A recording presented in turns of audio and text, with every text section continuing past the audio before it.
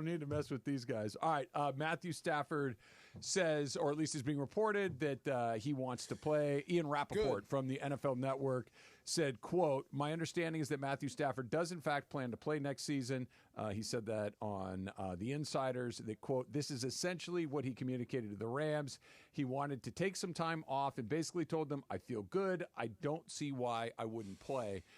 You and I were just looking at McAfee's show. He had Les Snead on a couple of minutes ago. So this is not just the top priority for the Rams. I think this is one of the more interesting stories going into the offseason because a good team with a very good quarterback, and there's at least the idea that maybe they're not going to be able to come together. This is awesome. You're going into an offseason, and you got Les Snead on McAfee talking about keeping Matthew Stafford. Mm-hmm. Who had that on the bingo card? Right. Yeah, I guess this was supposed to be a rebuilding year.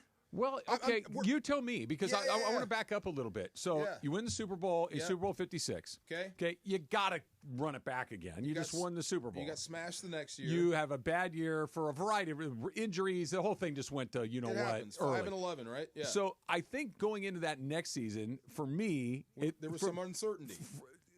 Maybe not even that. I think it was more of a, hey, we're probably not going to be very good. Okay.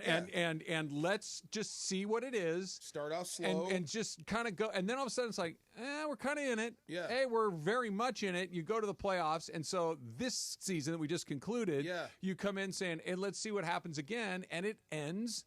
While disappointing, it ends, by any measure, it's a successful season. You went to the second round of the playoffs. You had a chance to win that game. You got a star player, Jared Verse. You seem to have a quarterback that's still operating at a high level. So you kind of have to run it back again. Yeah, you do. And it's just weird to see him on there talking about bringing Matthew Stafford back. I guess we were talking about it all year. I said it was the Alamo. Right? Yeah, you've said it a bunch of times. But I guess this is revisionist history, like Tarantino's history. Okay. They actually won at the Alamo. Yeah. He won at the Alamo. Matthew Stafford defended the Alamo and actually gave you hope and inspired you. Let's see this again.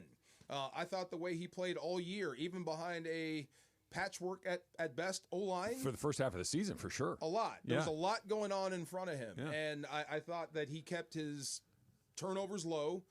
Sacks were down. He didn't get hit a ton. There was a stretch towards the end where he had to protect himself by moving. Yep. I think he's got a lot left in the tank. Looked like it.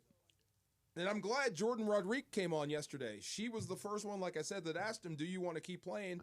He looked at her square in the eye and said, yes. Yeah. Like, negotiations started right then. So why not? Good. Right? Why not? Because he's still... Paycheck. That's why not. He's going to make quarterback money, good quarterback money. Yeah. He's on a good team. He's got a head coach that's one of the best in the business. Yeah. And you have an opportunity. Look, the Rams are not going to be Super Bowl favorites next year, but they're in the mix. And that's really the best I think that you can ask for most teams. Okay. Very rarely are you going to be like Kansas City where it's Super Bowl or bust. Am I in the mix? And the answer is yes with the Rams. And I think for me, why I'm optimistic about this, it's in both parties' best interest to figure this out together. Depending on paycheck and what numbers we're talking about. So we're at a restaurant. We both had steak and lobster, a bottle of wine. This is a big bill. Okay. So I'm going to tip you big because I liked the service. Everything was fantastic. But I'm going to count and make sure I give you exactly what I want to give you. I'm not going to overtip you. Yeah. Because you are 36, 37. I got to be smart for the future. Okay. So both sides have to be smart. That's what I agree. Now, towards the end to Matthew Stafford's career, and a lot of guys go through this. I'm not saying he's the only one, but I've done a lot. I've done a lot for you, and this might be my last deal. So I want to make sure I cash out. Okay.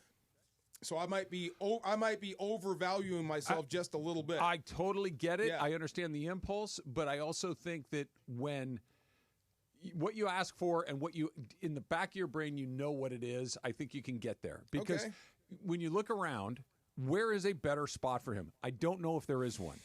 Now, I don't know what's going to happen. You know, the league is crazy. Stuff happens. And crazy things happen. I hear you. I don't know. Stuff does happen. But as you look at it right now, it's not like there's a glaring hole on Team X that is a quarterback away. And if you just dropped a player like Matthew Stafford in it, like, hey, that doesn't exist. But just remember how he got here. Yeah. A chance meeting in Cabo. I totally understand. I'm not saying it's a deadlock cinch, but what I'm saying is the Rams aren't going to find a better quarterback than him for next season. He's not going to find a better team for him than next season, probably.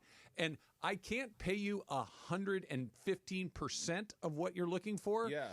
But we can get to 90, and that's still really, really good. That's an opportunity for you to put a whole bunch of more money in your bank and go. It's a win for everybody. Bro, I'm with you, but are you willing to take less? Are you willing to pay more? And and what's the percentage? What are we talking about here? And can we get this worked out in the next 2 weeks? Okay, let's use round numbers. Okay, I'm not saying that this is separate from any cap stuff and well, let's say the going rate for somebody of his ability. Well, that's before you start the going rate. They haven't paid Purdy yet. Yeah. You have to wait and see what the market is. I hear you. And I know that there are variables here, but for the sake of this, that let's say the rate after Purdy or whatever it is $50 million a year for a very good NFL quarterback. God. Okay. Wow. Right. $50 million bucks. And the Rams have him under contract for next year for, I believe it's like 25. So there's a huge gap there. Okay. There's a huge gap. What if you find a way to get it done somewhere in the mid to high 40s or the mid 40s? Oh, now you're talking to Matthew. Are you going to be able? Would you take that? That's what I'm saying. It's like I can't get all the way there, but I can get this is as close as I can get, and then the ball's in his court. Because if it's no, if Purdy gets 52 or whatever the number is, then I need 57. Then the decision gets a little easier at that point. But that's up to the player, the individual, the representation. So the team's responsibility right now is don't lowball him. Right. Matthew's responsibility is don't price yourself out. Right. And you've got to meet somewhere in the middle. And the only thing that we don't know is what's the market going to be? Because do you really want to be paid less than Brock Purdy? I get that. And that is not an irrational impulse. I understand. No, it's not. Yeah. It's not. And if you do, like if you want to be paid as much as Brock Purdy and we're willing to do that, okay. But if I do pay you money, he's gone. We're going to lose this guy, and that guy. Yeah. Can you work with that? Yeah. Yes or no at 36, 37 years old? Then That's where you are. Right. Then it's up to him. To both of them. But I think they both want the same thing. It's just one of those things. Easy for me to say is not my money. Bring him back. Give him what he wants. Give him what he wants. I'm Bring in the him back. Pam category. Yeah. I've never seen anybody with that sort of whip in my life. And that sounds like hyperbole, but I'm not kidding you. I've seen all of them. Every single one of them. I've never seen a guy with that sort of a whip. I want to make it as simple as I possibly can. With him, you got a chance. Yeah. I don't know how to make it any. If he's on your team and you at least have a good team, imagine you can't take a bad team. And I love this dude, but just imagine for a second. I love him. I love his family. I love his story. Really, I do. I love Kyron Williams. I love everything about him. But imagine if Matthew Stafford had a home run hitter behind him. Yeah, no. Oh my God. and again, I think Williams is an interesting one. It's like. If he just snap your fingers, he's on another team tomorrow. You have a chance? Absolutely. Yes. Matthew Stafford, snap your fingers, he's on another team tomorrow. You have a chance? You're winning. No, not really. Wait, the Rams. The Rams. If he left. Depending on who you give me. Not really. Depending on who you give me. Yeah, but if you fill him in with what is likely to be filled in with. No, just the other side. I know we're up against it, but if you go cheaper at quarterback and you load up, say, on an already loaded defense, I'm fine with that too. I'd like to have a quarterback. Thank you very much. The list of teams that win bad to mediocre quarterbacks is pretty darn small. I may have to reevaluate the Chiefs because I read something that compared them to the Dodgers, and I can't root against that. That's coming up next. It's Travis DeMarco, 710 ESPN.